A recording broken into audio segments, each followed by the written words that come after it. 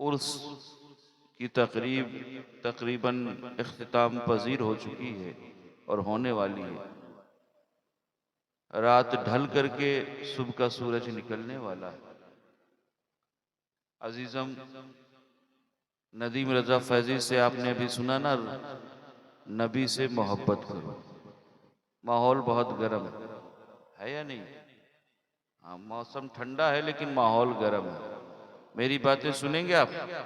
सुनना चाह रहे हैं? जबरदस्ती नहीं। मैं एक बात बता दूं, ये वो महफिल है ना कि हम सुन्नी है और हमारा अकीदा और यकीन है कि जिस रसूल के नाम की महफिल हम सजाते हैं वो हमें देखते भी हैं और सुनते भी हैं। है बात ये नहीं?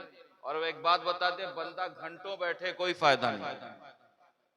घंटों बैठे हैं आप, तकरीबन रात के 8 बजे से बैठे होंगे, है या नहीं?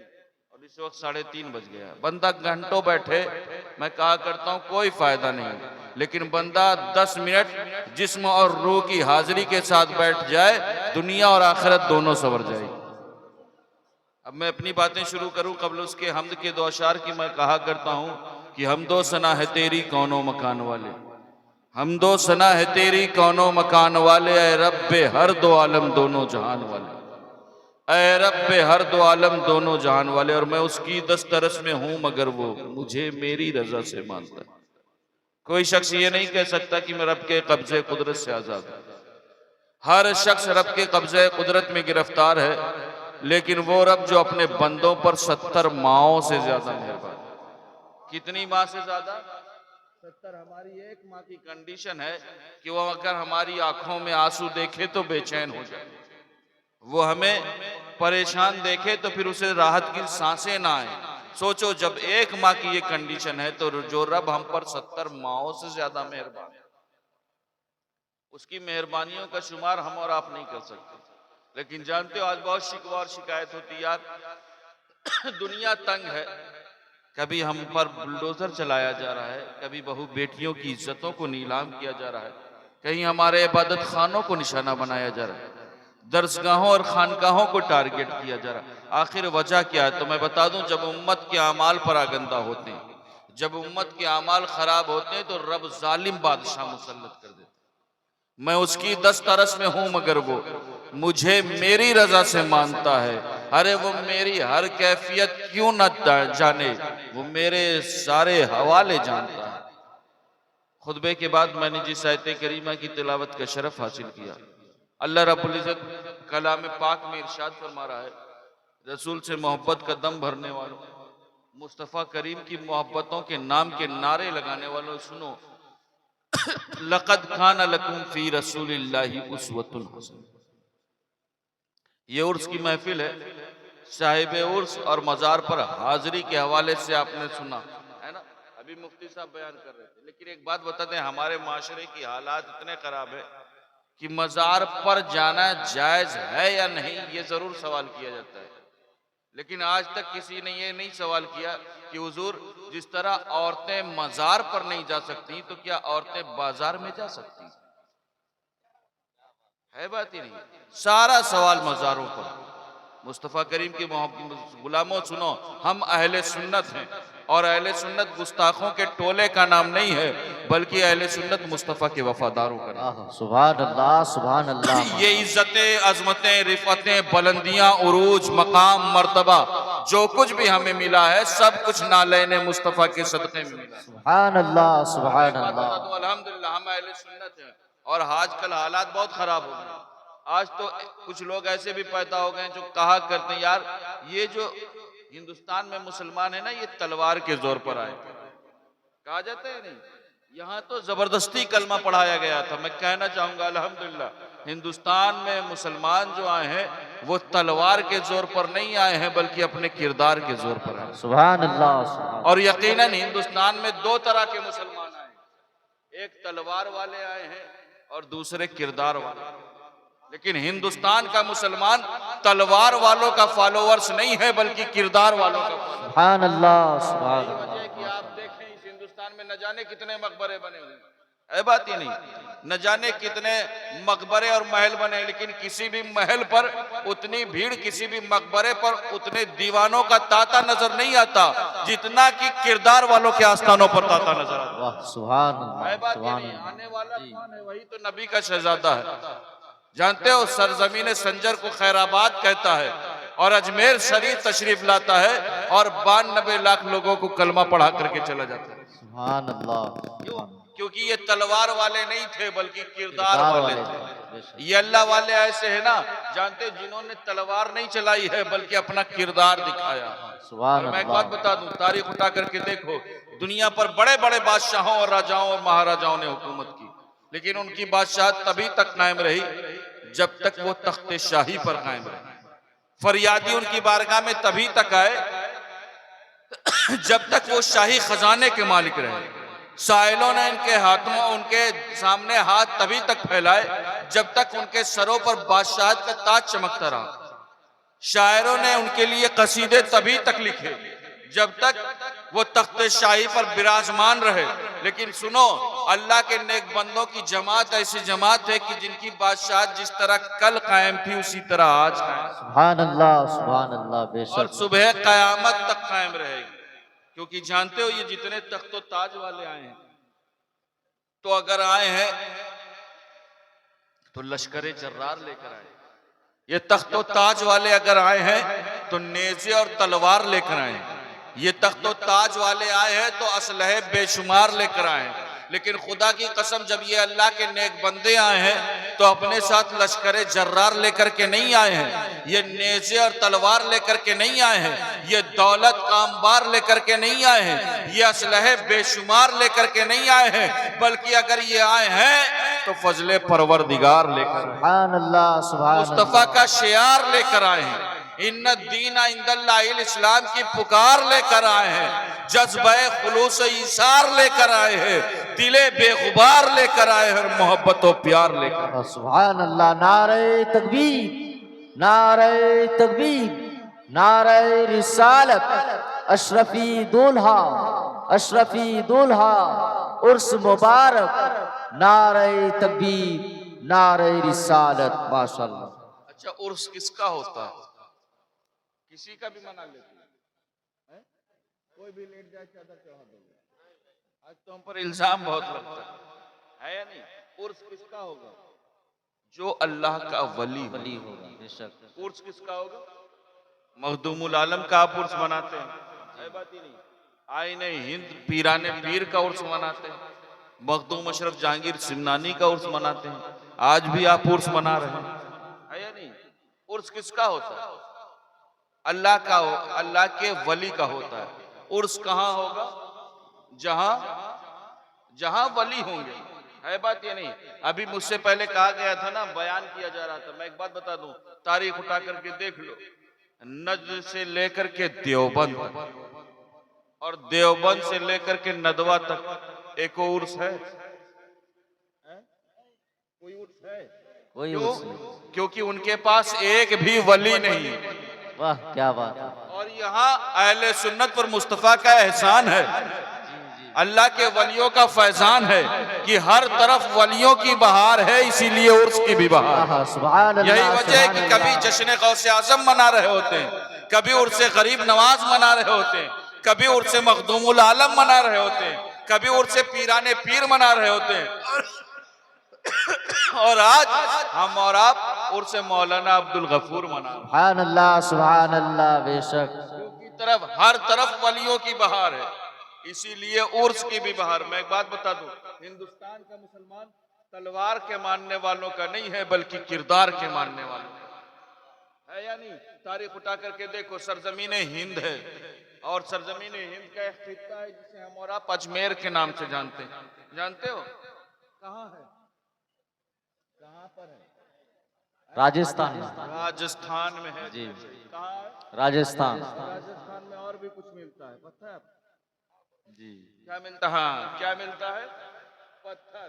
सोचो, ऐसी पथरीली जमीन पर अल्लाह का वली आता है, है ना? पता चला अल्लाह के वली, जानते हो, यकीनन उपजाऊ जमीन पर खेती तो हर कोई कर लेता है, जी बेशक। लेकिन बंजर जमीन को काबिले काश्त बना देना ये अल्लाह के वली। आहा सुभान अल्लाह बेशक। अगर हक गरीब है। नवाज ने सुना, अगर चुना तो सरजमीन हिंद की उस जमीन को नहीं चुना, बल्कि उस जमीन को चुना जहां की जमीन भी पथरीली थी और लोगों के दिल भी पत्थर थे। आहा ऐसी तंग दिल कौम के बीच में जब गरीब नवाज तशरीफ लाए ना, और वो रंग चलाया, वो रंग दिखाया, वो कैरेक्टर बुलंद किया कि जानते हो दुनिया उनकी दीवानी हो गई। लोगों के जबान पर गरीब नवाज का चर्चा हो गया कि सुनो, अजमेर में एक ऐसा बाबा है ना, लोगों की मुश्किलें आसान कर देता है, लोगों की परेशानियों को खत्म कर देता है, लोगों की मेहनत, लोगों के लिए काविशें और मेहनतें किया करता है। अब ये बातें जब सुनी, लोगों के बिगड़े काम उसके दरबार में बन जाया करते हैं। जानते हैं, ये खबर जब पूरे हिंदुस्तान में के चर्चे में हो गई, पूरे हिंदुस्तान के लोग जान गए, तो अचानक ये खबर एक दिल्ली के किसान के कानों में टकराई। उस पर भी एक जुल्म हुआ था। उस पर जुल्म क्या हुआ था जानते हो? उस पर जुल्म ये हुआ कि उस वक्त जो बादशाह था, उसके सिपाहियों ने उसकी जमीन पर कब्जा कर लिया। दिल्ली का एक किसान था, उसकी जमीन पर कब्जा कर लिया। बादशाह के सिपाही थे। बताओ, आज अगर हुकूमत आपकी जमीन ले ले तो आप ले पाएंगे? यकीनन सरेंडर हो जाएंगे। और अब तो मौजूदा हुकूमत ऐसी बन गई है, जानते हो, जो करोड़ों की जमीन चंद सिक्कों, चंद रुपयों में अपने दोस्तों को बांट दिया, जैसा कि आपने मीडिया में सुना होगा और देखा होगा, है ना? करोड़ों की जमीन थी अभी भी भागलपुर के पास की, है ना, लेकिन जानते हो अपने दोस्त को कितने चंद सिक्कों में दे दी, है ना? तो जानते हो हुकूमत चाहे तो ले ले। अब हुकूमत ने ले लिया, बादशाह के सिपाहियों का मामला था, उन्होंने कब्जा कर लिया। लेकिन ये गरीब किसान था, उसके पास जमीन का वही टुकड़ा था जिसके सहारे वो जिंदगी गुजार रहा था। अब मायूस हो गया कि यार, अब मेरे पास वो जमीन का टुकड़ा नहीं है जिससे मैं अपने बाल बच्चों का पेट पाल रहा था, जिससे मैं अपने बच्चों का भरण पोषण कर रहा था। अब जिंदगी कैसे कटेगी?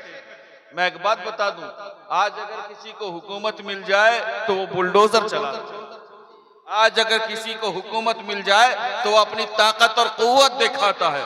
लेकिन देखो अल्लाह वालों का कैरेक्टर। अब जानते, जब उसने ये सुना, ये हरकत देखी, तो किसी ने कहा, अरे सुनो, तुम उसकी बारगाह में चले जाओ जहां बिगड़े काम बन जाया करते हैं। सुभान अल्लाह। उसकी बारगाह में जाओ जहां जब लोग मायूस हो जाते हैं तब उसके पास पहुंचते हैं, वहां तुम्हारे मुकदमे का हल है। सुभान अल्लाह। तुम्हारी हाजत रवाई हो जाएगी। कहाँ मिलेंगे? कहाँ अजमेर पहुंचो। अब जानते हो, ये गरीब किसान है, थका मांदा। उस दौर में सोचो कितना मुश्किल रहा होगा दिल्ली से अजमेर पहुंचना। आज तो फ्लाइट है, ट्रेन है, कारें मौजूद है, है ना? तब लोग पैदल चला करते थे। और इस तकलीफ के बावजूद जब वो किसान पहुंचता है, सूरज ढल चुका होता है। खानका का निजाम देखा, लोगों को देखा, लोगों का हुजूम देखा, गरीब नवाज से लोग मिल रहे थे। उसके दिल में भी ख्याल पैदा हुआ कि मैं भी अपनी बात पेश करूं। गरीब नवाज उसके चेहरे को देखते हैं, उसके चेहरे पर थकावट, जिस्म पर कमजोरी के आसार नुमाया है। फौरन फरमाते, सुनो, तुम बहुत लंबा सफर करके आए हो, तुम्हारी हाजत रवाई की जाएगी, लेकिन सुनो, ये खानकाह है, जाओ लंगर खाने में जाओ, खाना खाओ, रात में आराम करो, सुबह तुम्हारे मुकदमे का हल हो जाएगा। सुभान अल्लाह, सुभान अल्लाह। बेशक। अब वो हैरत में पड़ गया कि अभी तो बातें भी नहीं सुनी और उन्होंने कहा जाओ हल हो जाएगा। कहा फिर उनका हुक्म है, चलो चलते हैं। खानका पहुंचा, लंगर खाया, रात भर आराम किया। सुबह जब फज्र की नमाज हो गई, लोगों का तांता बंधा हुआ था, लोग गरीब नवाज से मिलने वालों की भीड़ लगी हुई थी। जब वो गरीब किसान पहुंचता है ना, तो देखता क्या है कि गरीब नवाज सफर की तैयारी कर रहे हैं। सफर की क्या कर रहे होते हैं? तैयारी कर रहे होते हैं। अब वो हैरत में है कि मैंने तो इतनी मुश्किलें उठाई थी, इतना लंबा सफर करके आया था, अभी मेरा काम नहीं बना और ये कहीं जा रहे हैं। उसने अर्ज करते डरते हुए सवाल किया, हुजूर, मैं अपना मुकदमा आपके पास लेकर के आया था, मैंने कुछ कहना चाहा था, आपने खानका भेज दिया था। मेरी बात यह थी कि मेरे जमीन के टुकड़े पर बादशाह वक्त के सिपाहियों ने कब्जा कर लिया है, मेरे जमीन पर कब्जा कर लिया है, मेरी जमीन मुझसे छीन ली है, मैं अपनी वो जमीन लेना चाहता हूँ, वापस पाना चाहता हूँ। सरकार गरीब नवाज फरमाते हैं, सुनो, मैं तुम्हारे ही लिए तो तैयारी कर रहा हूँ, सुभान अल्लाह, सुभान हमारी अल्लाह। जमीन दिल्ली में है ना, मैं तुम्हारे साथ दिल्ली चलूंगा। सोचो, ये है अल्लाह वालों का कैरेक्टर। ये है वो रंग जिसे देख करके दुनिया अपने रंग बदल दिया। ये वो है किरदार। जानते हो, अब वो शख्स हैरत में है कि मैं तो कोई बहुत पावरफुल इंसान नहीं हूं, मैं तो एक कमजोर सा किसान हूं। उसकी बात को ये इतना सीरियस ले रहे हैं लोग। हैरत में, हुजूर आप जा रहे कहा? हाँ मैं जा रहा हूं। इस गरीब किसान के लिए कोई बहुत बड़ा सेठ नहीं था, बहुत बड़ा रुपये वाला अरबपति करोड़पति नहीं था, एक कमजोर किसान था। लोग हैरत में कि गरीब नवाज इस किसान की हाजत रवाई के लिए इतना मुश्किल सफर तय करेंगे। लेकिन अब गरीब नवाज का हुक्म है, सफर तैयार, सफर का सामान तैयार होता है। सरकार अताए रसूल अजमेर से निकलते हैं और कहां पहुंचते हैं? दिल्ली। कहां पहुंचते हैं पता है आपको? दिल्ली में क्या है? दिल्ली में कुछ है या नहीं है? क्या है? हाँ, निजामुद्दीन औलिया है ना। अब जानते हो, जब सरकार गरीब नवाज पहुंचते हैं ना, तो खबर हो जाती है कुतुबुद्दीन बख्तियार काकी कि अताए रसूल इंदल वली तशरीफ ला रहे हैं। फौरन अपनी खानका से बाहर निकलते, बाहर निकल करके देखते हैं कि हज़रत गरीब नवाज अताए रसूल तशरीफ ला रहे हैं। फौरन दस्तबोसी करते हैं, इस्तकबाल करते हैं। इस्तकबाल करने के बाद अर्ज करते हैं, हुजूर आपने इतनी तकलीफ क्यों गवारा की?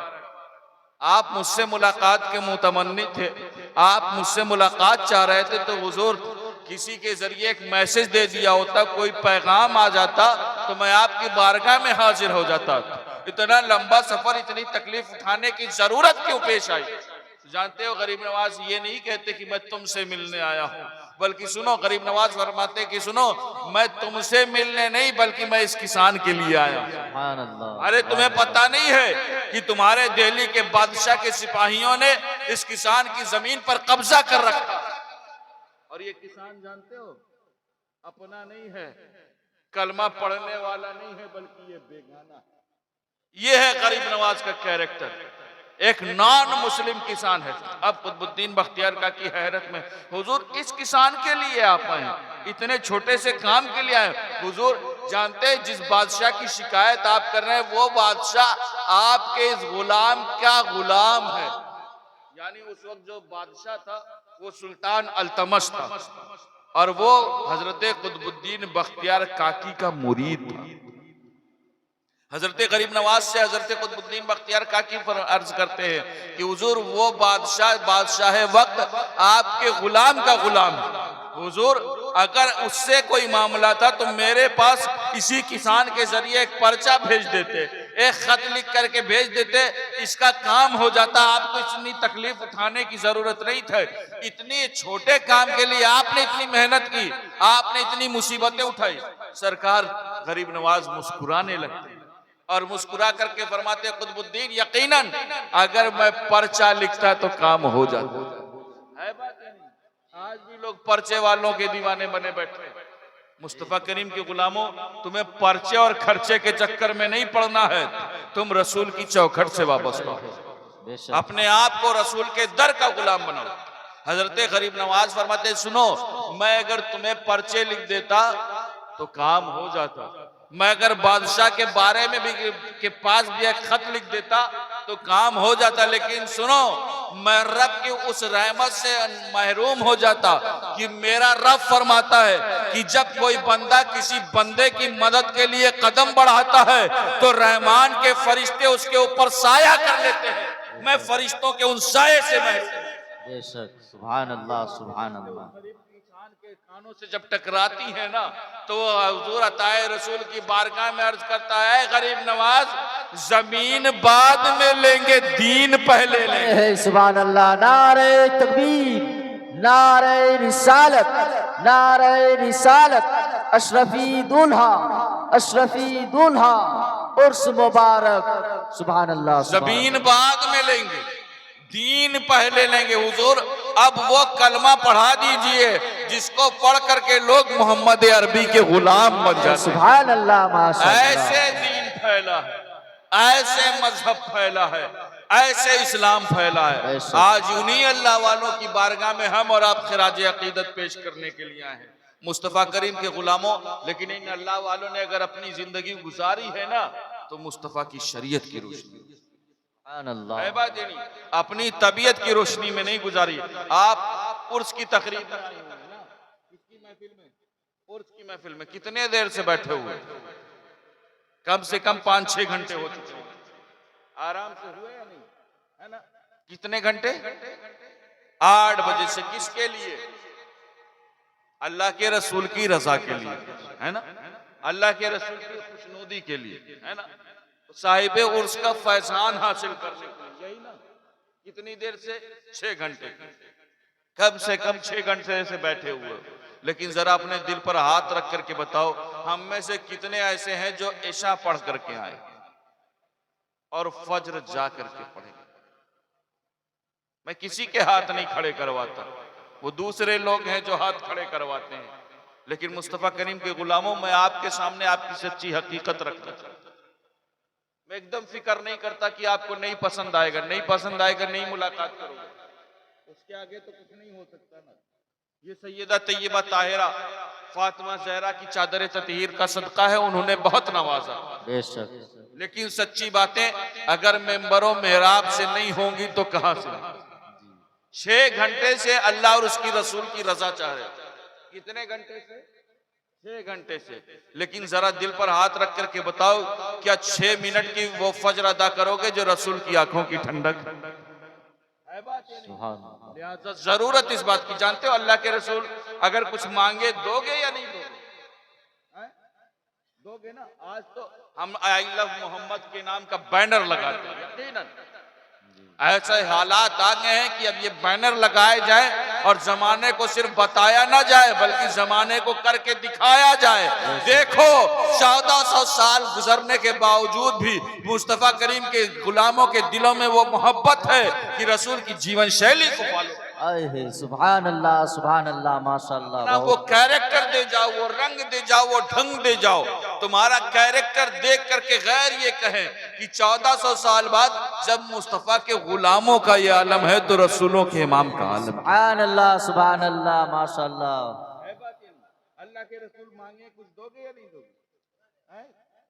मैं चंदे की बात नहीं कर रहा, आप डरे नहीं, वरना सोच रहे हो कि कहीं हजरत चंदे नहीं शुरू कर दिए। मैं चंदा नहीं मांगूंगा, आप घबराए नहीं। अल्लाह के रसूल ने अपनी उम्मत से मांगा, और क्या मांगा जानते हो?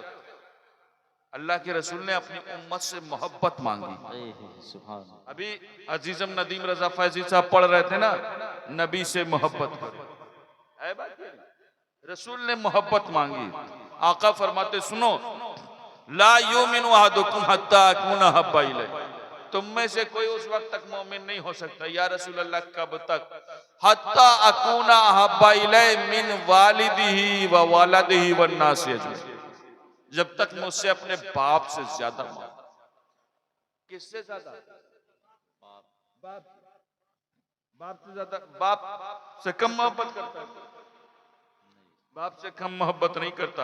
अरे बाप अगर बीमार हो जाए तो औलाद उसकी सेहत के लिए जिंदगी भर की कमाई लगा देती है। लेकिन आज हमारे माशरे के हालात बहुत खराब हो गए, कुछ ऐसी नालायक औलादें भी पैदा हो गई। मैं एक बात बता दूं, हमारा यंगस्टर्स जो मौजूद है सुने, आज हालात इतने खराब हो गए ना कि हमारे घरों में हमारा यंगस्टर रात भर कब सोएगा? जब फजर की अजान होगी। रात भर व्हाट्सएप और फेसबुक में है ना, वो 2500 किलोमीटर बंदे बैठे हुए बंदे से जरूर पूछेगा तुमने खाना खाया है या नहीं खाया। लेकिन उसी घर में 2.5 कदम के दूरी पर उसके वालिद मौजूद होंगे, उसकी वालदा मौजूद होंगे, उनसे पूछने के लिए तैयार नहीं है कि बाबा आपने खाना खाया है या नहीं, माँ आपने रात की रोटी खाई है या नहीं। मुस्तफा करीम के गुलामों सुनो, जानते हो माँ का मकाम ये है, अल्लाह के रसूल का फरमान है ना, आका फरमाते हैं कि माँ के कदमों के नीचे जन्नत। सुभान अल्लाह, सुभान अल्लाह। बेशक माँ के कदमों के नीचे। और जानते हो उलमा मौजूद, इनसे पूछें, आज हमारी माओ बहनों को बहुत शक है, बहुत ज्यादा तकलीफ है यार, औरतों पर तो बहुत बैन है। हमारी माए बहनें सुने, जो इज्जतें, जो अजमतें, जो रिफतें, जो बुलंदियां, जो मकाम, जो मर्तबा इस्लाम ने उन्हें दिया है ना, दुनिया के किसी मजहब और कल्चर ने, सुभान अल्लाह माशाल्लाह। दुनिया के वाह। किसी धर्म ने नहीं दिया, दुनिया के किसी रिलीजियन ने नहीं दिया। मैं कहना चाहूंगा, आपको बहुत शिकायत है कि औरतों पर पर्दे का हुक्म है, औरतों पर हिजाब का हुक्म है, औरतों को बेपर्दा बाजारों में जाने से रोका गया। मैं कहना चाहूंगा हमारी माए बहन, सुने, जरा उस माशरे, उस समाज के हालात के बारे में पढ़ें और जानने की कोशिश करें कि जिस समाज में बेटी पैदा होती थी उसे जिंदा दफन कर दिया जाता जी बेशक है। बात ये नहीं, जी। माँ बाप के मरने के बाद लोग माँ को ले जाकर के मंडियों में बेच दिया करते थे। इसी हिंदुस्तान में पति के मरने पर लोग पत्नियों को चिता पर रख करके जला दिया करते थे। है बात ये नहीं, औरत को दुनिया सिर्फ हवस मिटाने का सामान समझा करती थी, लेकिन मुस्तफा करीम की रहमत देखो, जिस बेटी को दुनिया अपने लिए जहमत समझा करती थी, उस बेटी को रहमत बनाने वाली जात मुस्तफा करीम। सुभान अल्लाह सुभान अल्लाह। जिस माँ को लोग ले जाकर के मंडियों में बेच दिया करते थे, उस माँ के कदमों के नीचे जन्नत रखने वाली जात मुस्तफा करीम की। सुभान अल्लाह। हमारी माए बहनें सुने, जो इज्जतें, जो मकाम, जो मर्तबा, जो स्टेटस उन्हें दामन इस्लाम में मिला है, दुनिया के किसी मजहब और कल्चर। सुभान अल्लाह। और हमारे यंगस्टर से एक बात और सुने, दुनिया में सिर्फ वालिदैन वो हैं, आपका दोस्त आप तक आपसे तभी मोहब्बत करेगा जब आपके जेब में पैसे, जब आप रुपये खर्च करेंगे होटलों में जाकर के बैठ कर, है बात ये नहीं। जब, और मैं एक बात बता दूं, सगे से सगा दोस्त भी है ना, वो एकदम पसंद नहीं करता कि मेरी कामयाबी से बढ़ करके मेरा दोस्त कामयाब है, फौरन कंपटीशन पैदा हो जाए।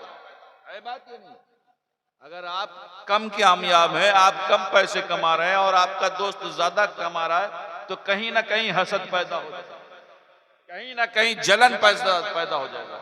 अरे दोस्त तो दूर की बात है, भाई भाई से जलन करने लगता है। है बात ये नहीं, अगर हक है कह रहा हूं तो आप मेरा गिरेबान पकड़ो। है बात ये नहीं, अगर एक भाई कम कमा रहा है, दूसरा ज्यादा कमाने लगा, तो कम वाले को जलन शुरू हो जाएगी, हसद शुरू हो जाएगी, और ज्यादा वाले को घमंड पैदा हो जाएगा। जी है नहीं, वो भी अपने घमंड और करफर में रहेगा।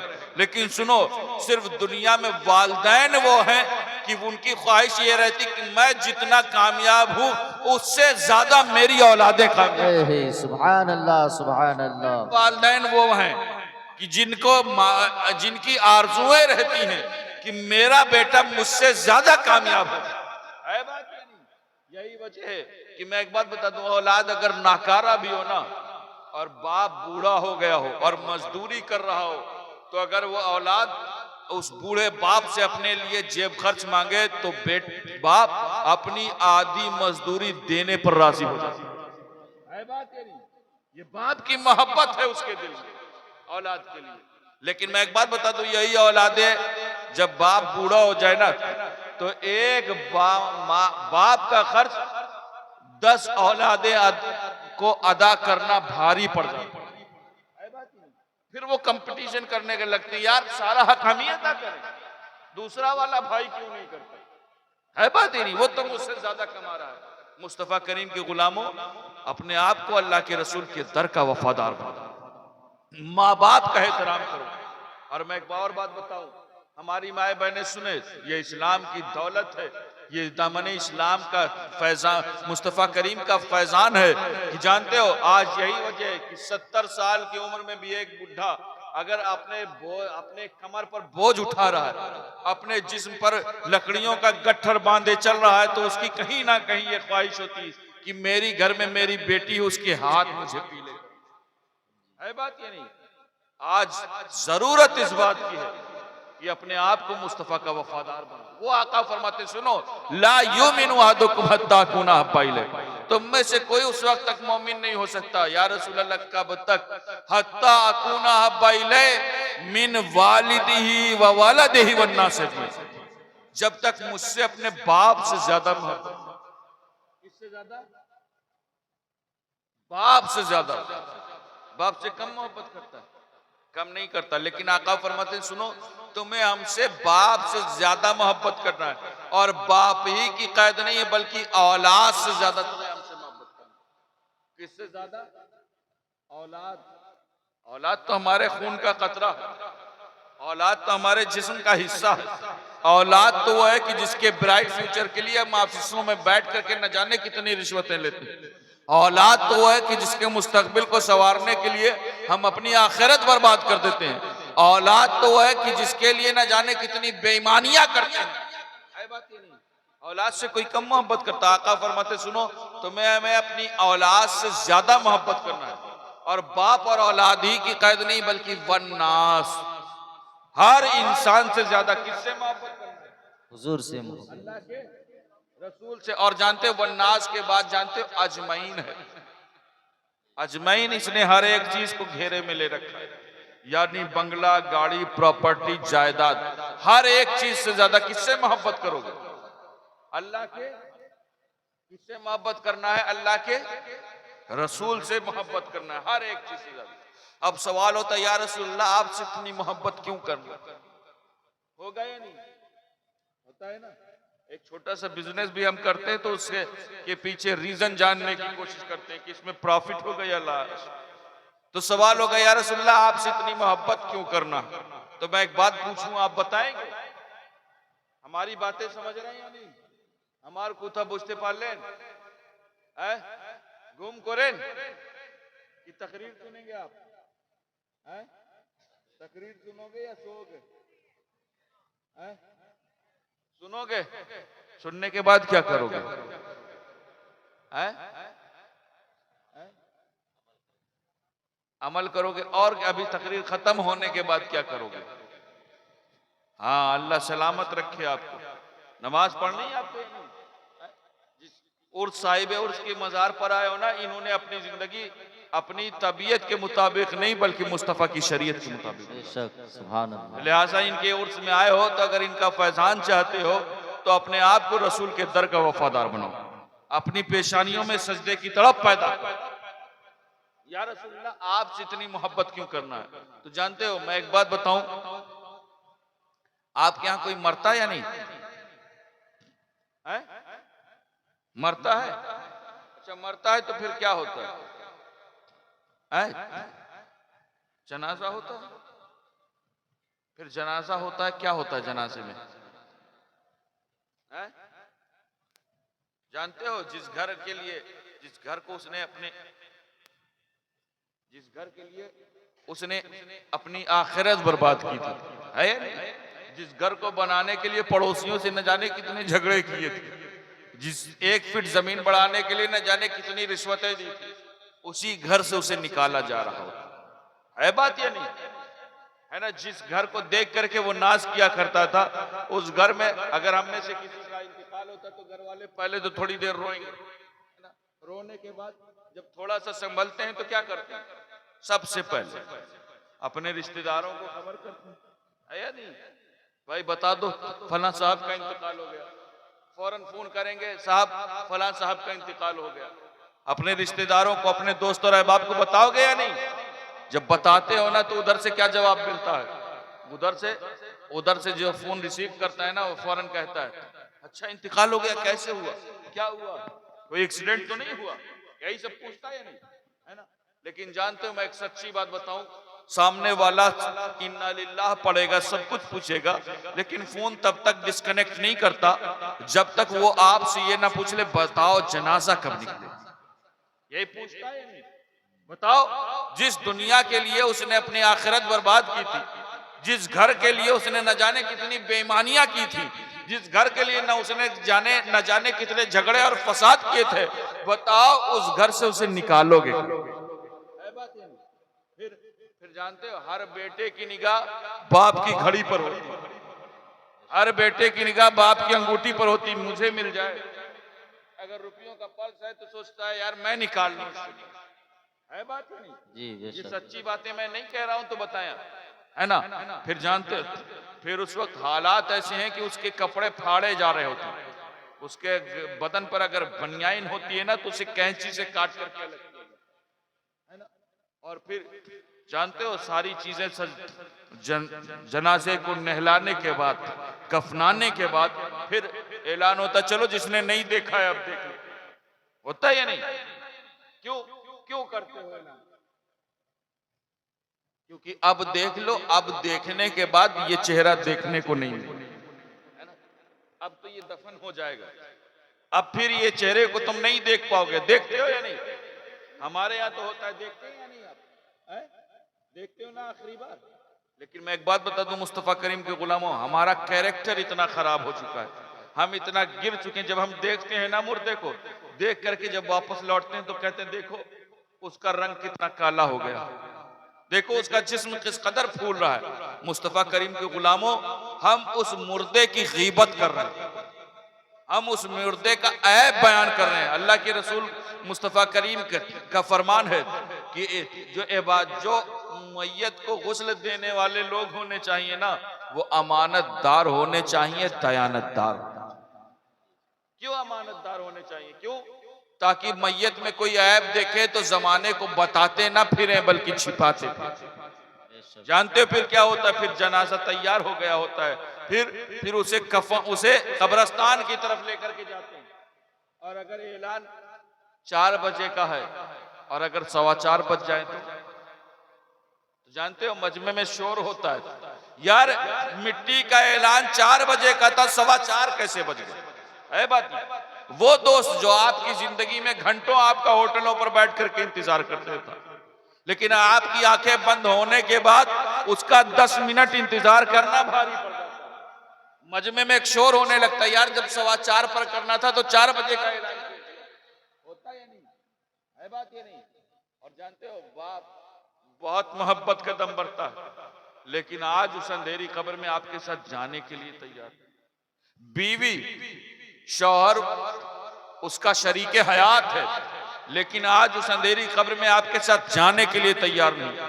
दोस्त और अहबाब जिन्हें 10 मिनट ज्यादा इंतजार बर्दाश्त नहीं। जानते हो मुस्तफा करीम फरमाते, सुनो मैं तुमसे उनकी मोहब्बत नहीं मांग रहा जो तुम्हारे जिस्म से उम्दा लिबास उतार करके, जो तुम्हें आलीशान घरों से निकाल करके वीराने में छोड़ आएंगे, बल्कि सुनो मैं तुमसे उस रसूल की मोहब्बत मांग रहा हूं कि जिस अंधेरी कब्र में तेरा बाप नहीं आएगा, जिस अंधेरी कब्र में तेरी बीवी नहीं आएगी, जिस अंधेरी कब्र में तेरे दोस्त और अहबाब नहीं आएंगे, उस अंधेरी कब्र को रोशन करने के लिए मदीने से मकीने गुंबदे खजरा तशरीफ लाएं। नारे तकबीर, नारे तकबीर, नारे रिसालत, नारे रिसालत। अशरफी दुल्हा उर्स मुबारक, उर्स मुबारक। नारे तकबीर, नारे रिसालत। उस रसूल से मोहब्बत करना है कि जिस अंधेरी कब्र में हमारे रिश्तेदार अजीज और अकारिब नहीं आ रहे हैं, उस अंधेरी कब्र को रोशन करने के लिए अल्लाह के रसूल मदीने शरीफ से तशरीफ लाए। लिहाजा अपनी मोहब्बतों को सच्चा करें, अपने आप को रसूल के दर का वफादार बने, अपनी बहू बेटियों का लिबास इस्लामी रखें, अपने बच्चों को मुस्तफा की शरीयत सिखाएं, कुरान की तालीम से वाबस्ता रखें। अल्लाह के रसूल का एक फरमान सुनाऊं, उसके बाद तकरीर खत्म। जानते हो अल्लाह के रसूल सुनो, कुल्लु उम्मती यदखुलूनल जन्नह, मेरा हर उम्मती जन्नत में जाएगा। कहाँ जाएगा? जानना है आपको?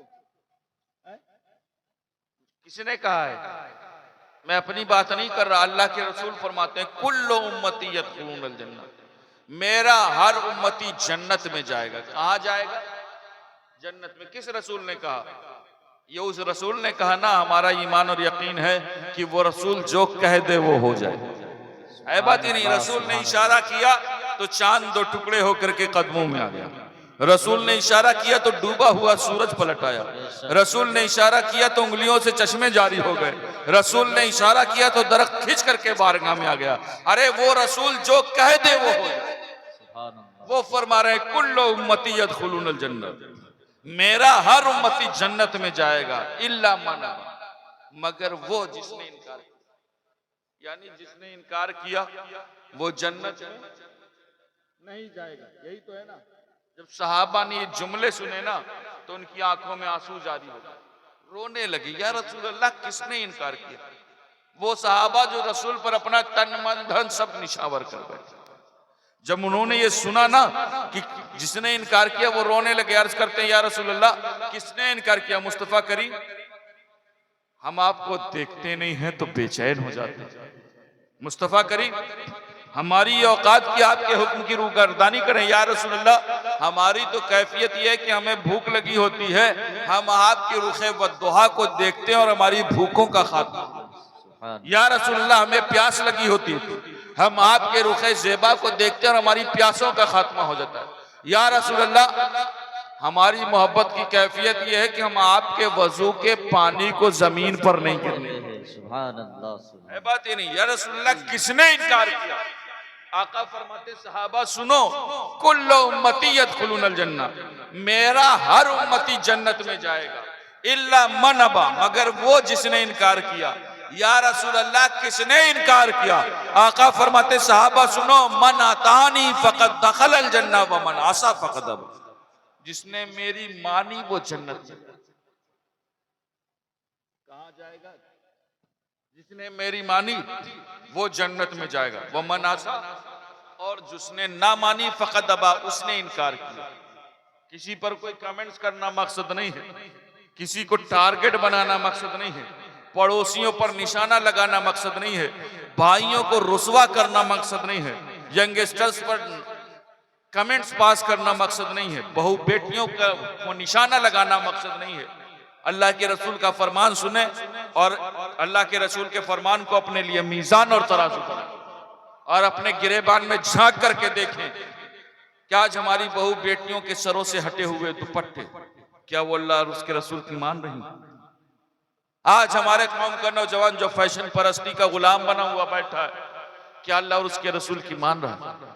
मैच लिए एक इनिंग के लिए रब की बारगाह के सजदे छोड़ रहे हो, क्या अल्लाह और उसके रसूल की मान रहे? और हमारा यंगस्टर सुने, जब हम खुद रात भर व्हाट्सएप पर चैटिंग करते रहेंगे तो क्या हम अपनी बहन को मना कर पाएंगे कि तुम बात मत करो?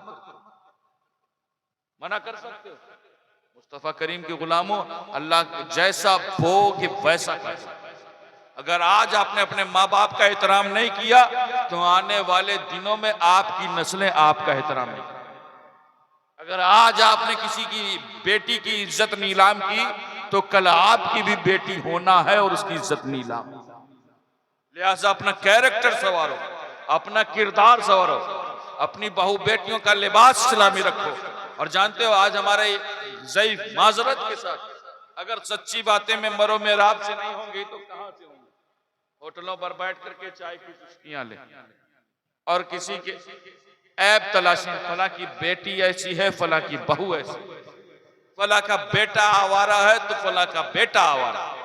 मैं कहना चाहूंगा मुस्तफा करीम के गुलाम, अल्लाह के रसूल की इस महफिल में आए, मीलाद की महफिल है, साहिबे उर्स का फैजान है। और मैं एक बात बता दूं, अल्लाह वालों की महफिल में बंदा अपनी मर्जी से नहीं आता जब तक इन अल्लाह वालों का इशारा। सुभान अल्लाह, सुभान अल्लाह। बेशक यही वजह कि न जाने कितने आए थे और लौट करके चले, लेकिन दुआ तक वही रहेंगे जिन्हें वो चाहते। बेशक इख्तिताम पजीर वही करेंगे जिन्हें अल्लाह वाले पसंद फरमाएंगे। अल्लाह वालों ने आपको पसंद किया है कि आप अभी तक जमा बैठे। लेकिन मैं एक बात कहना चाहूंगा कि इनकी बारगाह में आए हो तो मैसेज ले जाओ, वो पैगाम लेकर के जाओ। ये उर्स की महफिलें क्यों होती पता है आपको? सिर्फ लंगर खाने के लिए नहीं होती, सिर्फ गली और कूचे सजाने के लिए नहीं होती, बल्कि ये जो महफिलें होती हैं वो आपके सोए हुए जज्बात को जगाने के लिए, वो आपके दिलों में ईमान का दीपक जलाने के लिए, वो आपको बताने के लिए होती कि अपना दीन और मजहब आपसे क्या मांग रहा है और आपसे क्या कह रहा है, मुस्तफा करीम की शरीयत हमें क्या हुक्म दे रही है।